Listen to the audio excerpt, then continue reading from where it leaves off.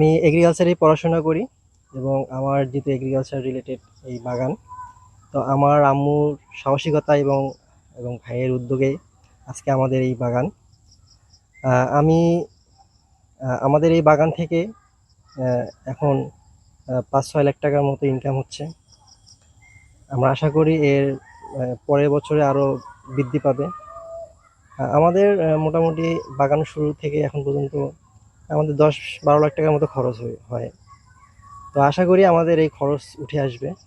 সামনের আমাদের কফির যে চাহিদা রয়েছে, আমরা অনলাইনে এই কফি অর্ডারগুলো নিচ্ছি। যে কফি ধরছে ২-৩ বছরের মধ্যে আমাদের গাছে কফি ধরছে। সে কফি আমাদের হাতে ছিল না, মেশিন ছিল না। তখন আমি হাতে করি সব মানে কফি পালকিং করছি, ওর খোসা ছড়াইছি, সবকিছু করছি।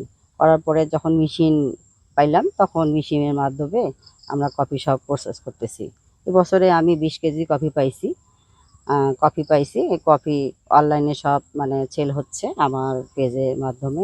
প্রতি কেজি কফি ২.৫ থেকে ৩,০০০ টাকা আমি বিক্রি করতেছি। গ্রাইন্ডার যেটা করি বিক্রি করতে। আমাদের যে জলঢাকা উপজেলায় সফল একজন নারী উদ্যোক্তা আমাদের খাদিজা বেগম, এবং ওনাকে দেখে কিন্তু অন্যান্য কৃষকরা কিন্তু খুব উৎসাহিত হচ্ছে যে একজন নারী যদি কৃষির দিকে এত ভালো কাজ করতে পারে তাহলে আমরা কেন পাবো না।